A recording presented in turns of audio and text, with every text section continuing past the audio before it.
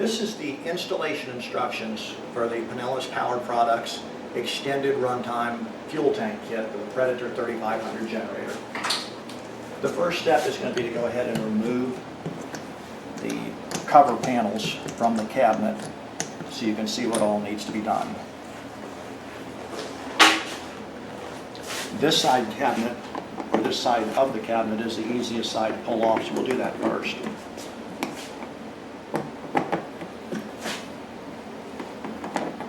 There are 2 Phillips head screws, and then there is a little tab. And all that is just a rubber tab that goes into this hole. So you pop that tab out, and then you pull the front cover off.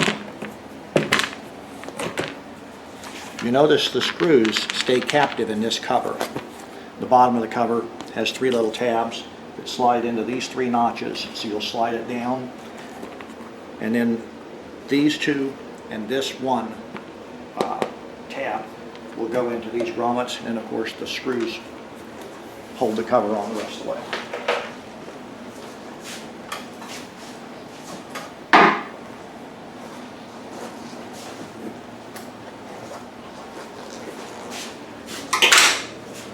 On this end, we're going to pull the cover off the battery box.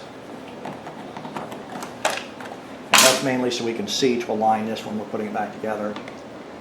This Phillips head screw at the top.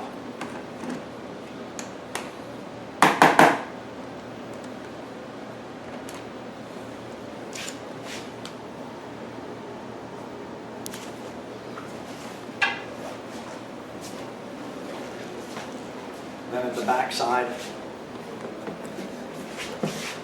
we're going to take all 6 of these screws off. The reason I'm going to take the entire back cover off is not that we have to get this cover off, but it's a whole lot easier to put this one back on if this one is not in the way. Since the job is not completed until the whole thing is together and running, it is actually easier if we remove this entire cabinet, or this entire end of the cabinet.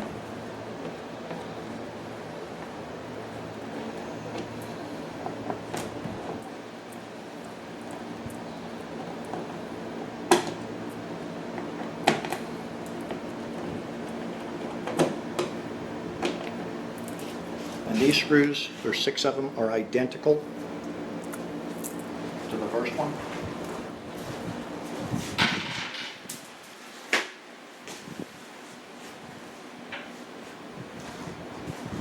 And this end just slides off.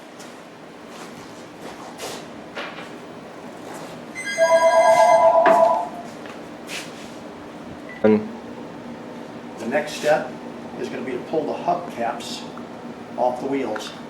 There's a slight notch in the wheel, and you can take a small screwdriver or a pair of needle nose pliers and just pop the hubcaps out of both wheels.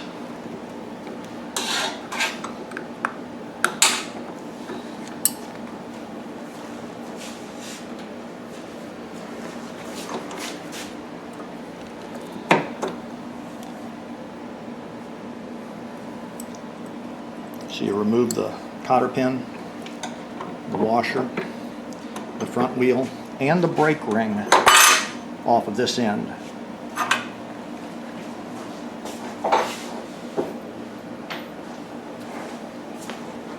This end of the generator, you just have the cotter pin and the washer and the wheel. There is no brake ring.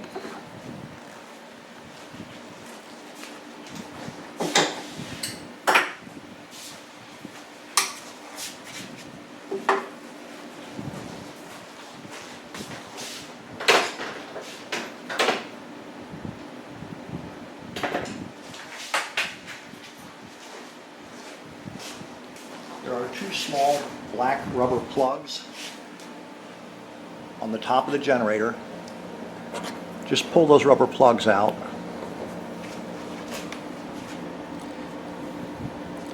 What they do is they cover 2 more Phillips head screws. So you'll remove these 2 Phillips head screws.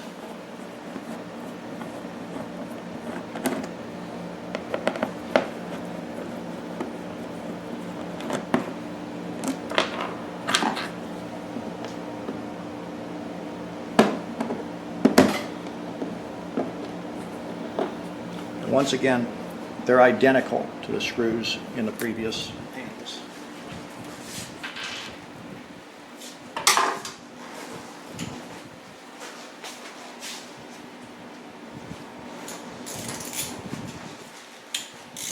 At the bottom of the generator, there are 3 6mm bolts with 10mm hex heads on them.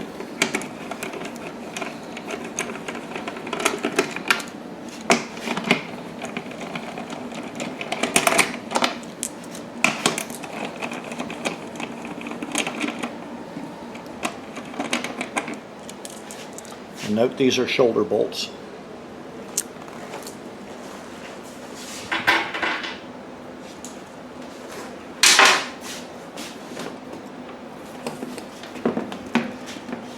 Hold on to the generator itself by the top or the fuel cap or something, and just pull out on the recoil start rope a little bit. And we're just going to let that panel hang from the recoil start rope. Come back around to this side.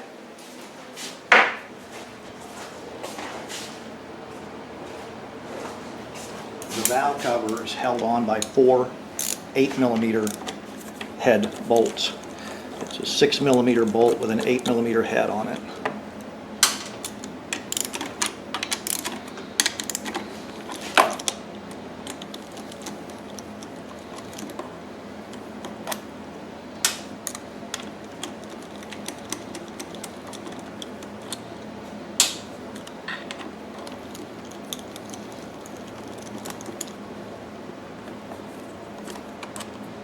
Incidentally, I get this question all the time, what is the OHV? That's just overhead valve. This is a valve cover. We're going to go ahead and push the breather cover, or the breather hose, off the end of this spigot and remove the valve cover. If your valve cover gets torn when you're removing it, the kit will come with a replacement valve cover. I'd like to cover this for just a minute. I called Harbor Freight, who sells this generator, and they do not stock valve covers. Your kit will come with a replacement valve cover. I was told by Harbor Freight that it'll be 10 to 12 weeks before they're available. So I am making up valve covers. They're going to be on Felpro genuine valve cover gasket. They're not going to be some cheap piece of construction paper or something like that. But I want you to think about that for a minute before you call me and ask me what's my opinion of the Predator generator. It's a push rod motor with mechanical valve adjustment. It's going to need valve adjustment regularly. And they don't have valve cover gaskets in stock in the United States. So please take that into consideration before you call me and ask me my opinion of the Predator 3500 generator. I think you can figure it out. And let's take a break. During the video, several times I referred to this item as a valve cover, or this item as a valve cover. These are actually valve cover gaskets, not valve covers. The valve cover is this cast aluminum part. It says OHV for overhead valve. So again, 99% of my customers are going to know full well that this is a valve cover gasket, not a valve cover. And once again, the first kits are going to come with hand-cut valve cover gaskets, and as I stated earlier, I use genuine Felpro gasket paper. I don't use some cheap construction paper. And hopefully in I guess they said 8 to 10 weeks I will be getting the official valve cover gaskets in from Harbor Freight. Let's hope so. If not, then I'll have to continue cutting my own gaskets by hand. You love it. You go to grad school and you get to cut out shapes from paper. At any rate, I'm pretty disappointed in the fact that they don't even have valve cover gaskets available. Okay, the reason we're pulling the valve cover off is we need to disable the stock PCV valve so that it has a pressure and a vacuum wave at this port. Right now with the PCV valve in place, it has a pressure and then nothing, then pressure, then nothing. And we want it to be pressure, then vacuum, then pressure, then vacuum. And that way it'll oscillate the diaphragm in the fuel pump.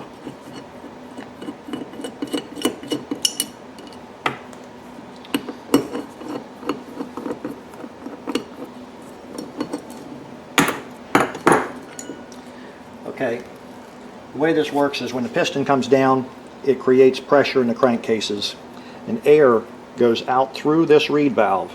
As you can see, when the reed valve opens, air goes out through it, but it can't go this way through the reed valve, and that's how it works. So we need to disable this reed valve so that it gets pressure and vacuum to this. We cannot simply remove this plate, because if you notice, and I'll put this back in a minute, there's air and oil going all over the place in here because of the rocker arms. So it's going to be blowing a mixture of air and oil out through this hole.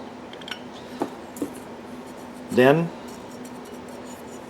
this screen is going to trap the oil, and it will run down through these two little channels. So we're going to slide the screen over to where it blocks this channel, or at least it covers this channel before it goes through the output port. Then we're going to take the reed plate and we're just going to bend the reed valve to where it's always hanging open. And don't worry, we will be putting a new PCV valve in the engine, but we're going to put it after the pulse port. So now it's open all the time, and we'll bolt it back together.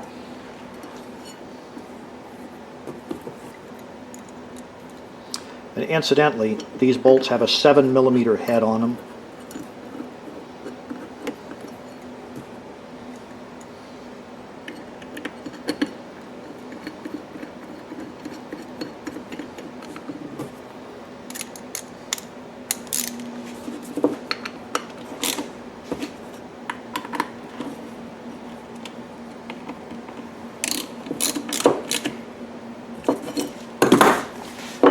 If when you pulled your valve cover off, if the valve cover gasket was in perfect condition, you can go ahead and reuse it and save the valve cover that comes in the kit for some time when you get ready to do a valve adjustment. I'm going to go ahead and put it together with a new valve cover gasket. You notice that there is a right side up and an upside down to the gaskets. If you put it on upside down, you notice that the bolt holes do not line up. See how far off that one is.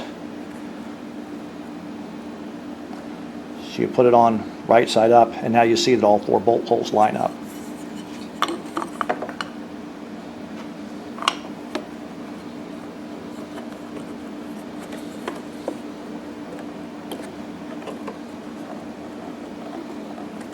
I'm going to remove the breather hose because we're going to be rerouting that anyway. And we'll just start all 4 bolts loosely.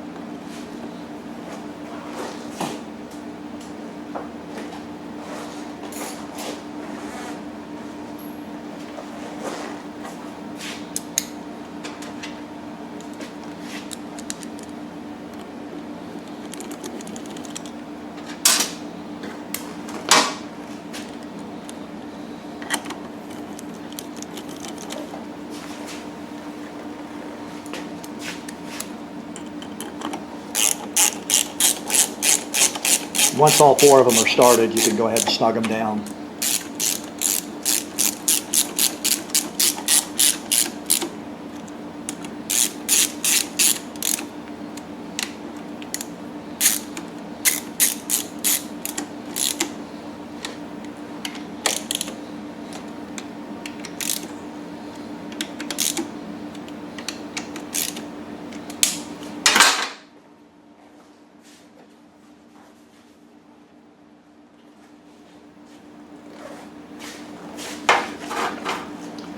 next step is going to be to drill a hole, 1/4 of an inch hole, to mount the fuel pump. If you measure from the center, okay, the next blooper in the blooper reel is this bolt hole right here. Needs to be 2 5/8 of an inch from the center of this bolt over to the hole for this bolt. During the shooting of the original video, I gave the wrong number. But from the center of this to the center of this will be 2 5/8. And you see this metal bracket right here that you're drilling into. It needs to be biased down just a little bit from the center, because that way this hose will be easier to slide on and this clamp will be easier to clamp, because you can have more room to get your pliers onto this. So at any rate, from here to here will be 2 5/8 of an inch. Drill a 1/4 of an inch hole.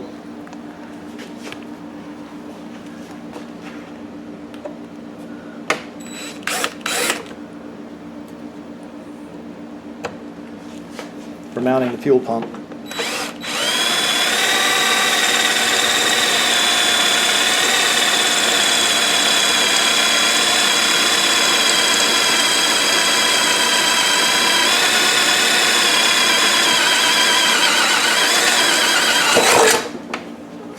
Incidentally, make sure that you put the valve cover back on before you drill this hole. As you saw, there are metal filings that would end up in the engine otherwise.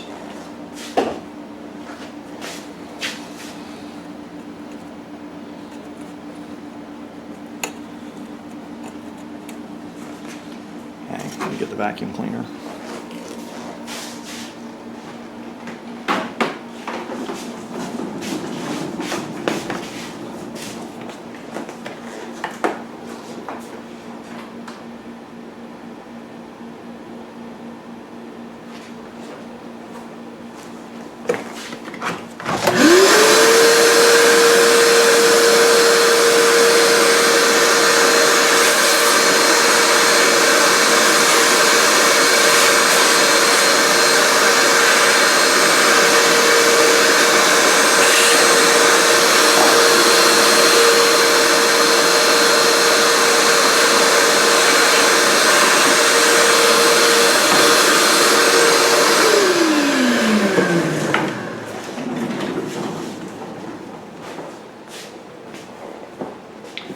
Okay.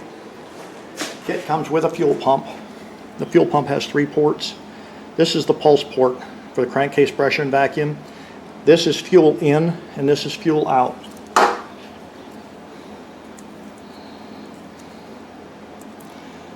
Take the bolt included in the kit.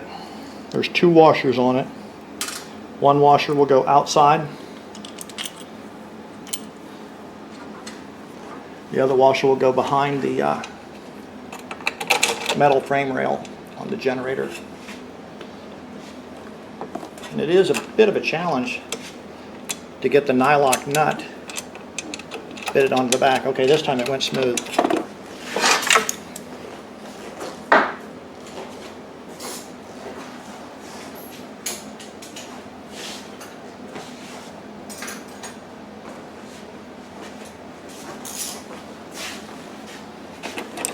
Both the bolt and the nut are 7/16.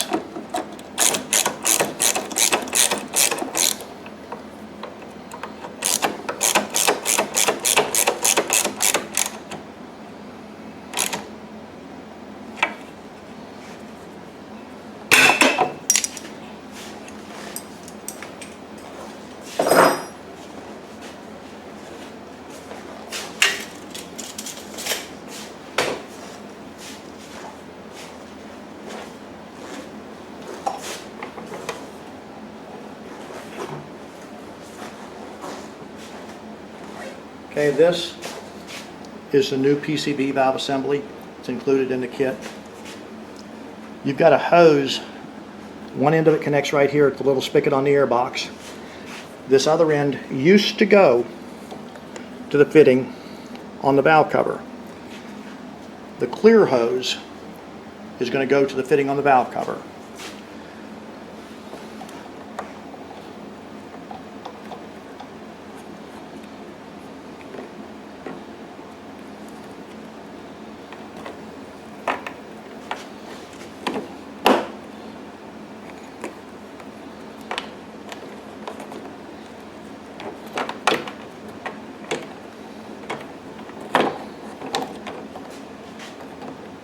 Okay, so we've just fitted it behind this, and this is the charcoal canister for the evaporative emissions, so that it passes the emissions test. We're going to take the clear hose and we're going to feed it around, and we're going to put it right back on the port that this hose used to go on.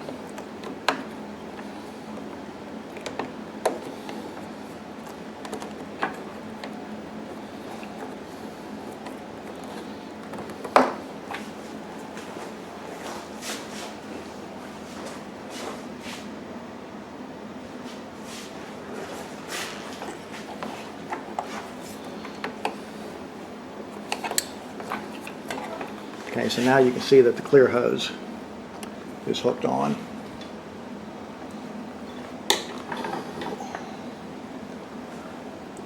It's clear, so it's a little difficult to see, but right here is the edge of the hose.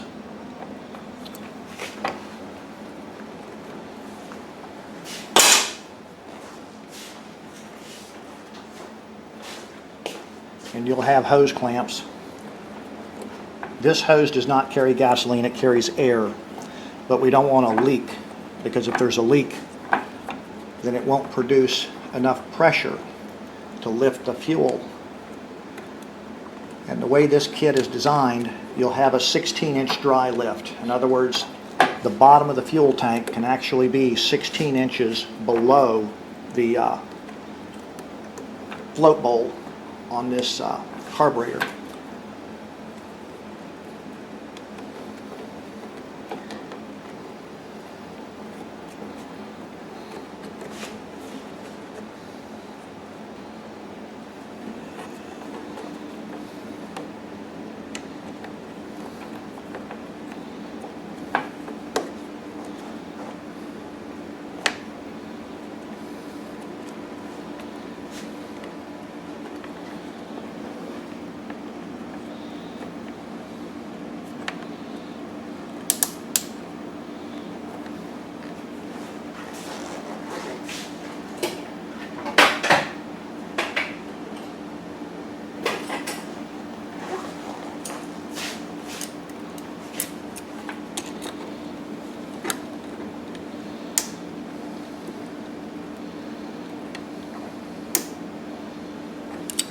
Okay. So what it does is the airflow goes through this port, through the clear hose. This is a reducer. It simply changes 3/8 hose to 1/4-inch hose.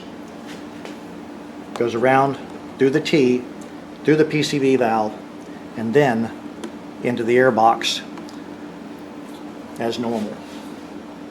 Now this, from the PCV valve out, it's okay if it leaks, because what it does is it dumps it straight into the air box. There's no need for a vacuum wave after that point. In fact, we're going to be plugging it in to the original hose that Predator used, which is a pretty soft hose, so it doesn't attach real well to anything. You've noticed that when you pulled it off of the original valve cover, that it was not difficult at all to pull off. Like I say, it's a pretty soft, flexible hose, because for their purposes, it didn't matter if it leaked or not.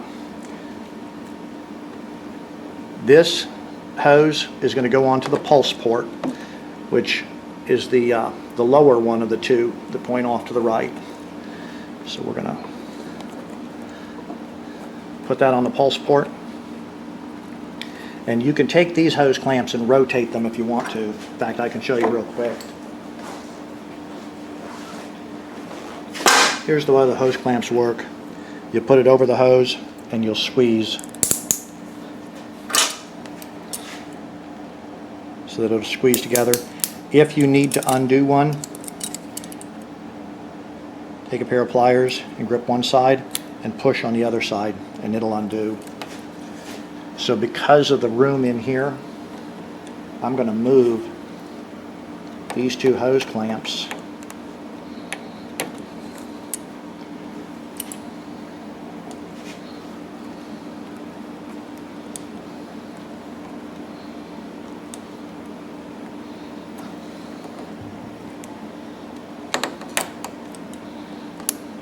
I'm just going to angle them slightly to the side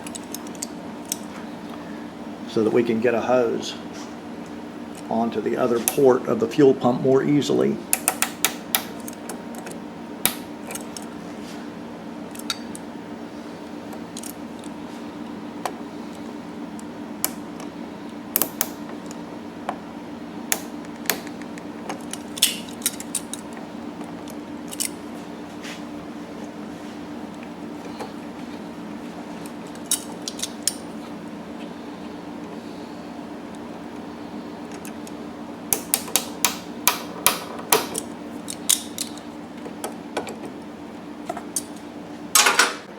Okay, this completes the installation of the PCV valve. You've got all the hoses in place. Then the kit comes with a 6-foot section of 1/4-inch hose. You'll cut off a 36-inch section, which I've already done for the next step. Take it and run it behind the float drain and the float breather hoses on the carburetor, and put it to the output port on the fuel pump. And that'll be the bottom port right here. And then of course slide a hose clamp onto it.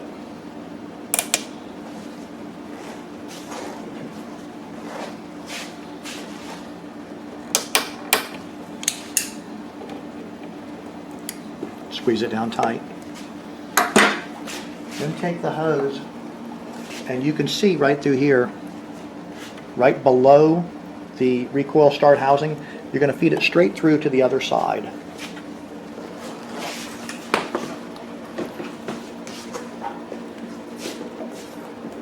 When it comes out the other side here,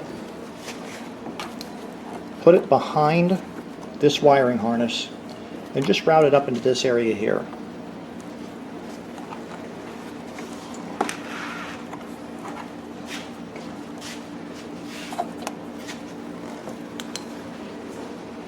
Then we're going to remove. Is that easier to see with the camera? Yeah. Okay. You're going to remove the stock hose that goes from the fuel selector valve to the carburetor, and that's this one here. And that's just a Corbin clamp, which you squeeze on the 2 tabs and just slide it out. Make sure that the fuel selector valve is in the off position.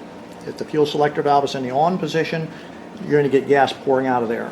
With the fuel selector valve in the off position, you may still get a couple of drops of fuel. Just be aware of that. Okay, there's just a little bit of gas on the hose, not a whole lot in this instance. Be fully aware that you may have more on your generator that you're working on. Okay. Now we're going to assemble the fuel check valve. Because people are going to be hooking it to various different sizes of fuel tanks, we cannot have it trying to put fuel into the stock tank. If you got it hooked to a 50-gallon tank and you try to put 50 gallons of fuel into the stock 1.9 gallon tank, I think it is on that one, you're going to have it overflowing through the fuel tank vent and into the evaporative emissions canister and then all over a hot engine. So we're putting in a check valve on the fuel line. The kit is going to come with a check valve and a section of 3/16 hose. It's only about 1 5/16 of an inch long. The easiest way to hook this on is going to be to put just a little bit of oil off the dipstick. We'll pull that hose out of the way. On the end of that hose.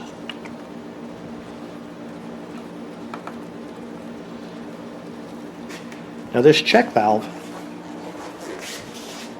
is going to have one side that's dished out and the other side that's flat. If there's any question about it, blow through it. You should be able to blow through from one direction but not the other. You're going to hook the 3/16 hose to the side that you can blow through.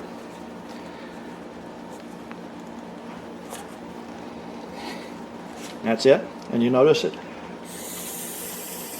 You can blow through it. The kit is going to come with 2 different sizes of hose clamps. There are going to be 4 of them that are smaller than the others. about a dozen of them this size, and 4 this size. Of the 4 that are this size, take one and put it on this 3/16 hose right here.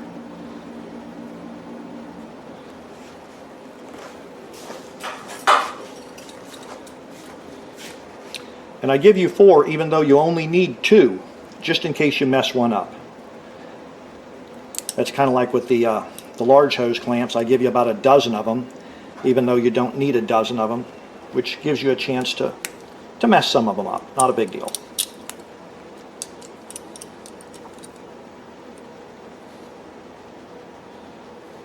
And truth be known, you're stretching this 3/16 hose super tight, putting it onto this 1/4-inch check valve. That's why you needed the oil to do it with.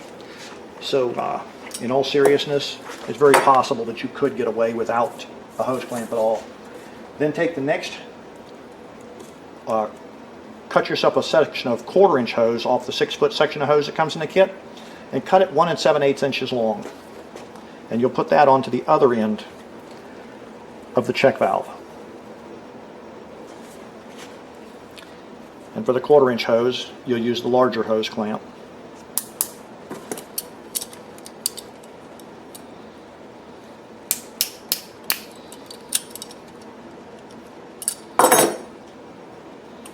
And then take the T-fitting included in the kit.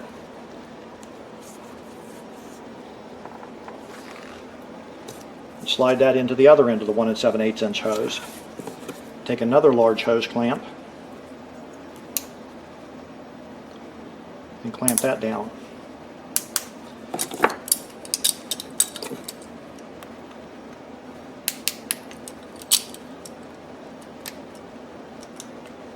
You'll notice that I've kept the clasp from all 3 hose clamps at the same side of the hose. Take a large hose clamp with me. Here's the reason for it. The 3/16 hose is going to go onto the fuel port from the fuel selector valve. So we're going to take a small hose clamp and slide it onto the 3/16 hose. We're going to face the clasps down because this is the fuel tank, and there's plenty of room between the hose and the blower housing, but not much room between the hose and the tank. We're going to slide this 3/16 hose onto the fuel port for the fuel selector valve, and then we're going to close that hose clamp.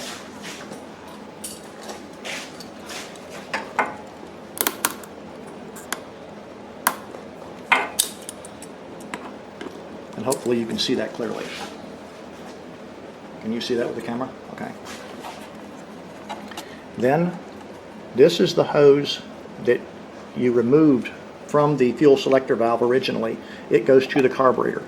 So we're going to slide it on the back of this T-fitting.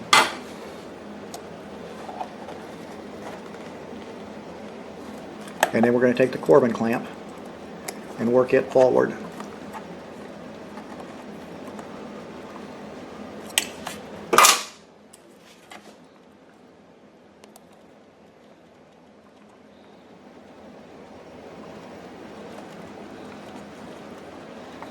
Okay. And I'm going to face the Corbin clamp down slightly so it doesn't rub against the fuel tank for the same reason. Now you've got the fuel hose coming from the fuel pump, and it goes below the blower housing, comes up behind this wiring harness, and it's going to come up and hook onto the T-fitting here. Then you take a large hose clamp, you put it in place, and go ahead and squeeze it down nicely.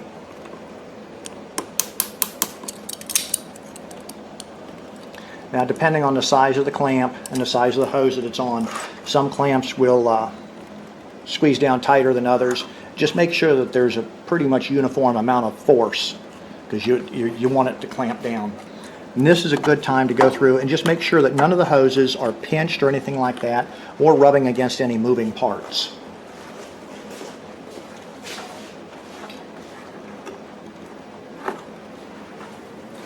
So no moving parts and no sharp edges involved in this yet.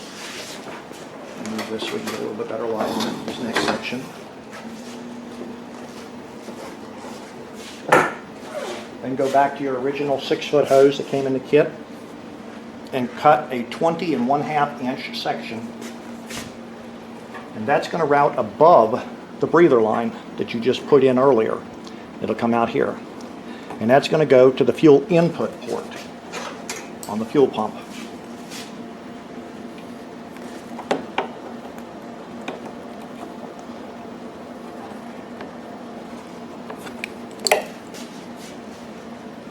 And then we're going to take a hose clamp on here too. Keep in mind that this is the input side of the fuel pump, so this is a suction hose. So if there's a leak, it won't leak fuel out, it'll leak air in. So it's not dangerous in the sense that you won't have gasoline leaking, but it will not work then because your system is trying to suck air in instead of sucking fuel out of the remote tank.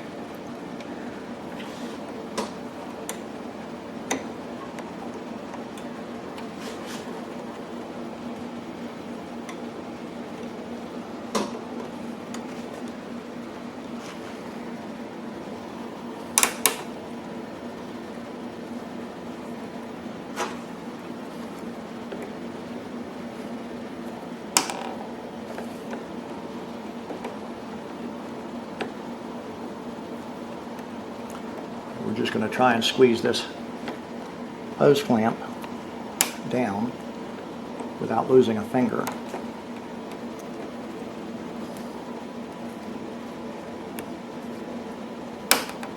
Okay. So that hose clamp is on. So now the hose runs above the evaporative emissions canister down to here. And here's where we're going to put our inline fuel filter. Keep in mind that the fuel is flowing this direction into the fuel pump and then from the fuel pump into the carburetor. There's an arrow on the fuel filter that shows the direction of fuel flow. So you're going to want the fuel filter to go on in this direction. And we'll put a fuel clamp on this.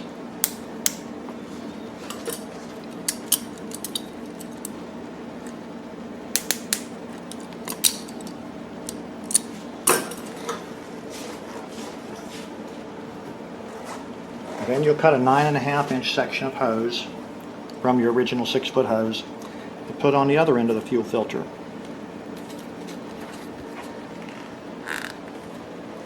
And again, you put a hose clamp on that.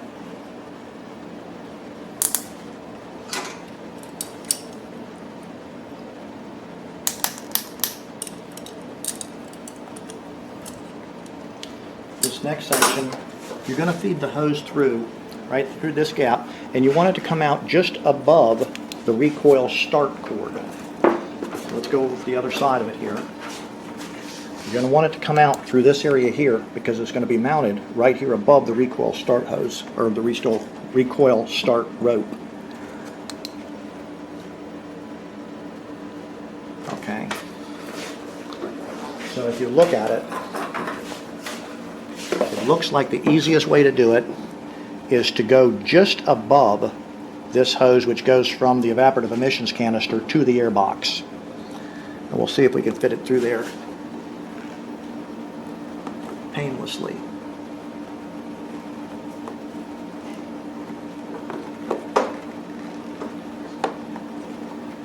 Hang on a minute. I'm going to run it below that because there's a much bigger gap to get it into down here, and it might actually be easier to do it that way.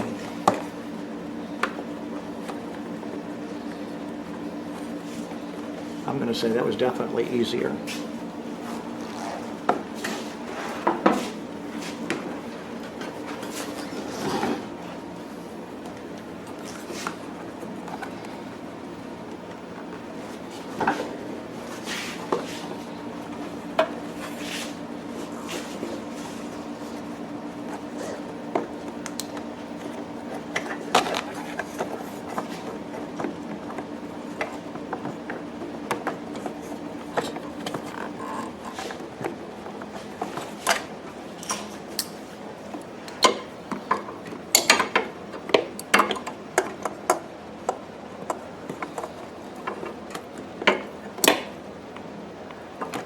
Okay, here's the hose.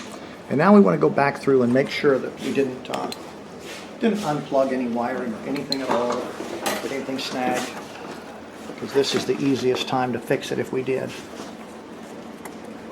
Okay. There is a small plug and wire assessment here, and this goes from the throttle stepper motor on the carburetor. These 4 little bitty wires. Just don't unplug that accidentally, because if you do, your generator won't run. Can you see that plug when I'm moving with my fingers? You might need a flashlight. A little bit. I don't know if you can see it better from the bottom. Yeah, that you can. This plug here. Just make sure that you don't tear that. Of course, with anything else, if you put it in carefully, when you feel some resistance, stop it.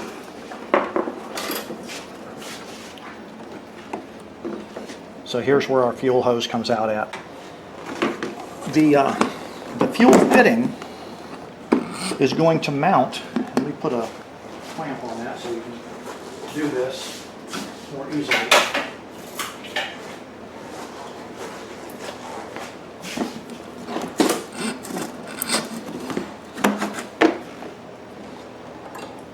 This is just to keep the recoil rope from pulling in on us. The reason that the kit is going to come with this style fitting is because it goes straight in. And we're going to drill a hole right above the recoil rope, and this is going to recess in here. And when it's all the way in, you're going to get about this much of it sticking out of the side of the generator. Whereas if you went with a brass one and mounted it up here or wherever, you're going to have this much of it sticking out of the generator. So we're going to take advantage of the fact that the recoil rope is mounted in a recessed area. So the first thing we're going to do is drill a 1/4 inch hole through this area here. And I say that like it's going to be easy.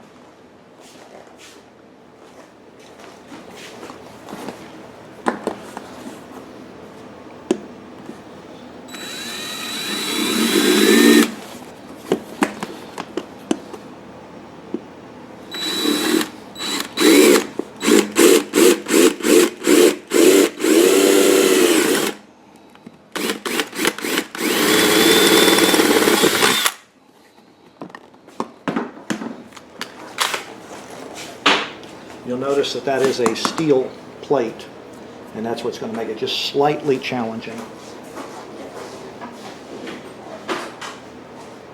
I still prefer to have the fuel fitting recessed in there like that, as opposed to sticking up for you to catch your knee on or whatever while you're transporting the generator.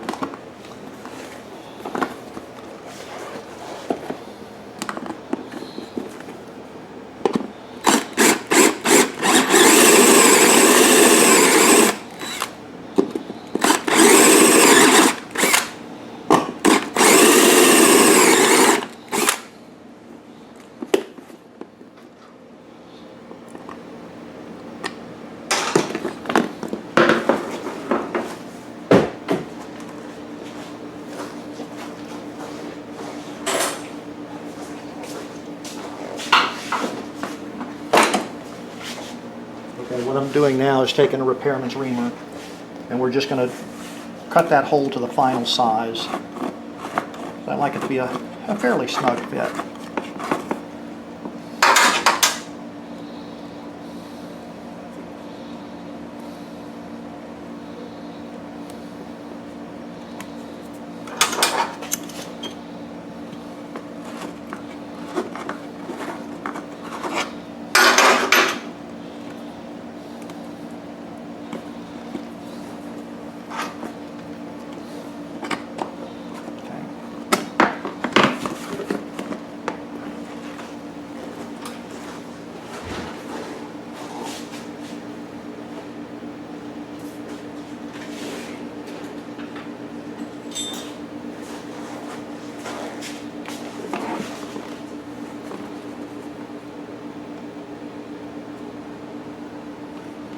I'm just trimming off that little piece of plastic. Okay.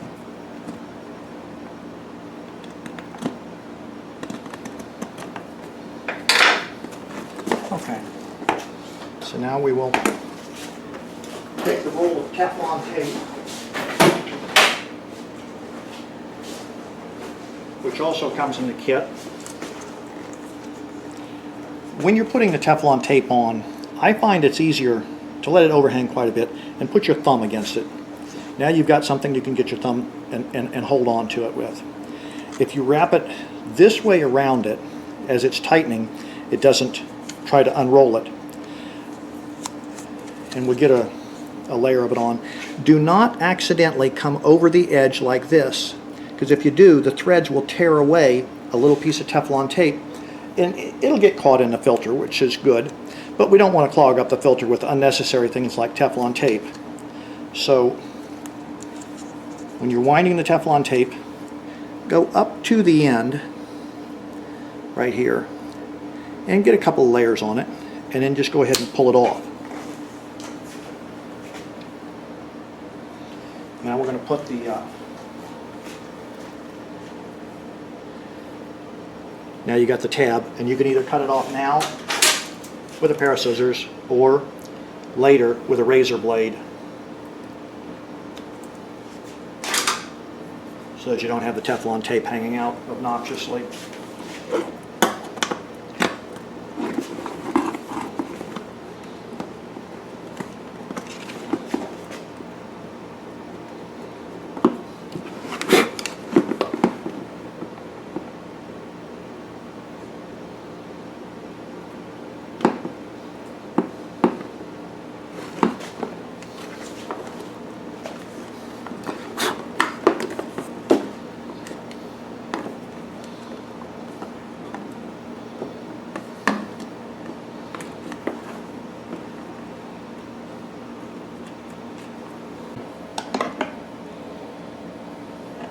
What you'll do is just tighten this down where it's good and snug.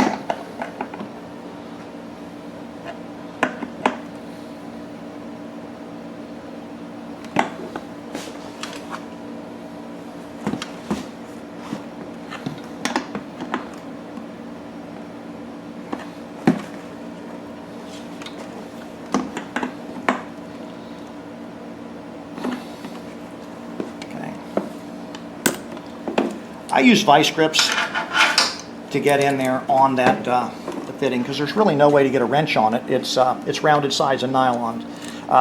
The teeth on the vice grip are going to make it torn up a little bit, but I'd rather have it roughed up a little bit from the teeth on the vice grip than to have it loose. So now, when your recoil starter goes back in, instead of straight up and down like this, you'll just turn it just a little bit, and you'll see what I mean in a minute. Okay. So now you've got the fuel hose that goes through from the fuel filter sticking out here. Let's leave that hanging down just a moment. And you'll notice that it's going to go above the recoil start rope. And the housing, which is back in here, is going to keep it off the recoil start rope. So it's going to be about 1 inch to 1.5 inches above the recoil start rope, which is plenty of room. So let's go ahead and put a hose clamp on this, and I'm going to want the hose clamp facing upward, because when I slide the casing onto the generator, I'm going to reach in here from the top with a pair of pliers to squeeze that in place. And we'll remove the clamp that I put on the hose, or the recoil rope. Let me see where my pliers are. Okay. So what I'm going to do now is I will slide that hose onto this fitting right here.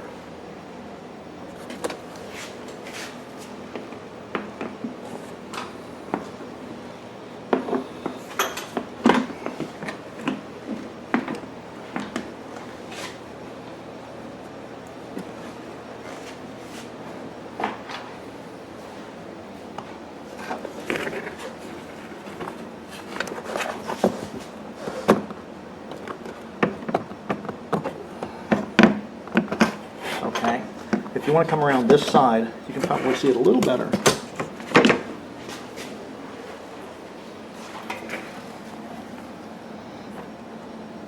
And as you remember, the hose barb goes all the way back to here. So now I'm going to go ahead and crush the, or squeeze the crimp of the clamp down.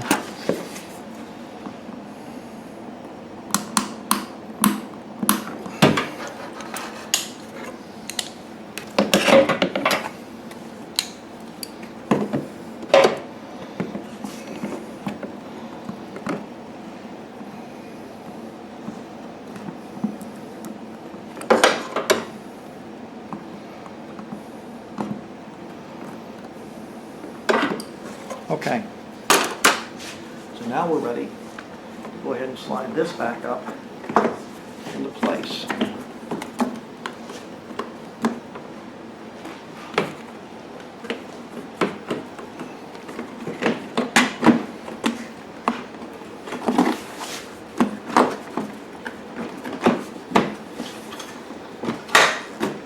Now when you're sliding it into place, the hose clamp is going to have to go up over the well, here, let me just take it off and show you.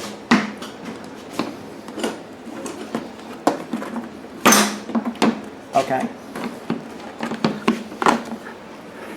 Here's a bracket. Have you got your flashlight? That is a guide for the recoil rope. You'll notice that this is really close here, and you'll have to lift up on it to make sure that the hose and the hose barb go up and over that, so that the generator housing all goes together correctly. And there's the way it'll look. So now, if you look at it from the side, well, I was thinking it would stick out about 5 millimeters. It actually does not stick out at all. So there's a lot less chance of you snagging a foot or a toe or whatever on it.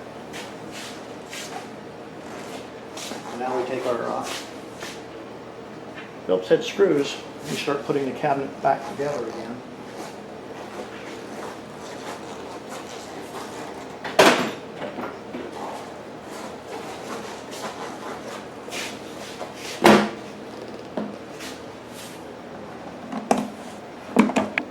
We'll start with the 2 Phillips head screws that go in the top.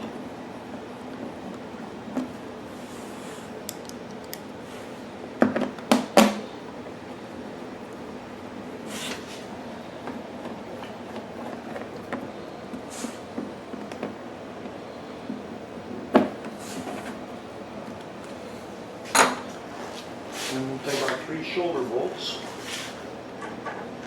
and go on the bottom.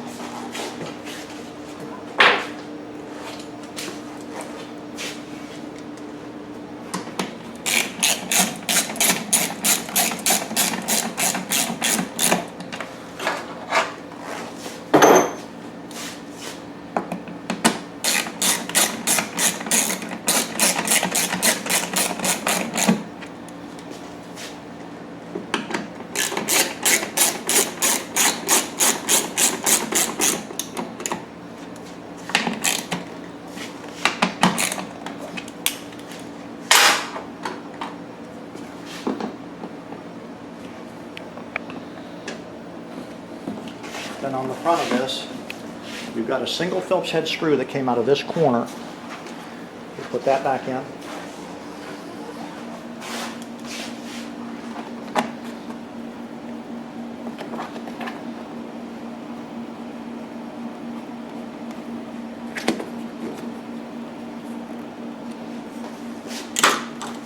And we've got the 2 rubber plugs that went over the 2 Phillips head screws that are in the top. And we've got the end housing, the exhaust side.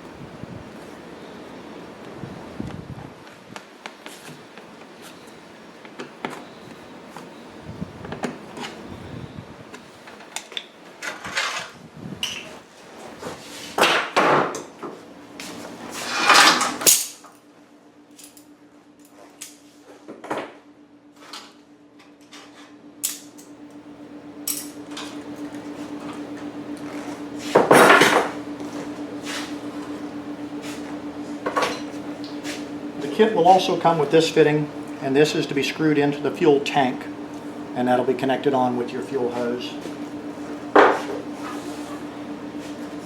I probably should have mentioned this step as I was removing the wheels earlier, but I neglected to do so. What I've done is I put a piece of 2x4 under each end of the generator to support it so I can get the wheels off. And that's to get this cover off, because you can't take this cover off with the wheels in place. With the front wheel, you've got the wheel lock ring that engages into the slots in the wheel.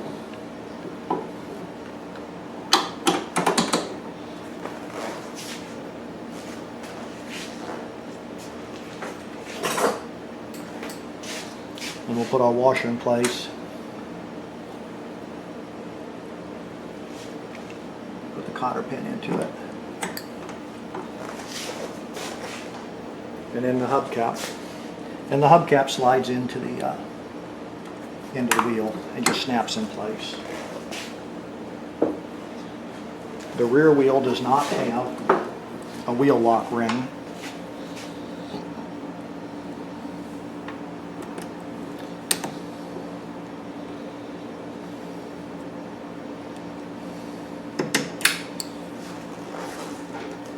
We'll put this hubcap on.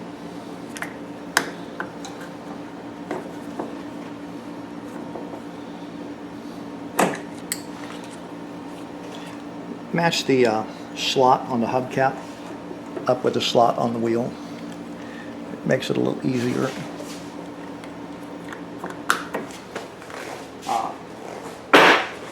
Now we're going to put this side cover on. This is the last step. This would actually be a good point to take it outside and test run it and make sure everything is good if you're doing it yourself. I'm going to go ahead and put the cover on so that it shows you how to do that. Incidentally, this clear plastic hose, when you're running it, it may become milky white. If this becomes milky white, then you know you've got a little bit of water in your oil or condensation in your oil. And that's pretty common on these generator engines. But with the clear plastic hose, you can then tell it immediately, and you know it's time to do an oil change.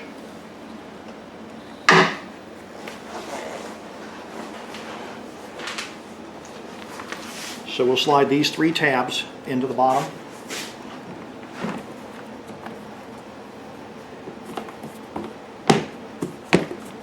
Snap the snaps in. And here is the rubber tab that goes into this hole at the top. And you just push it in. You can feel it snap into place. And then these 2 screws stay captive in the cover in case you're looking for them on your workbench.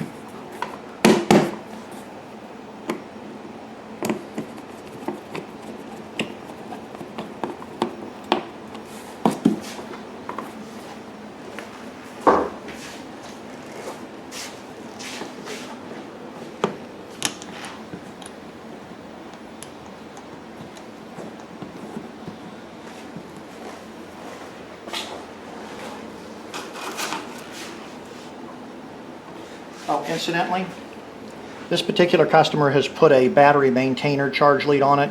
Yours won't have this on it unless you've already installed a battery maintainer charge lead.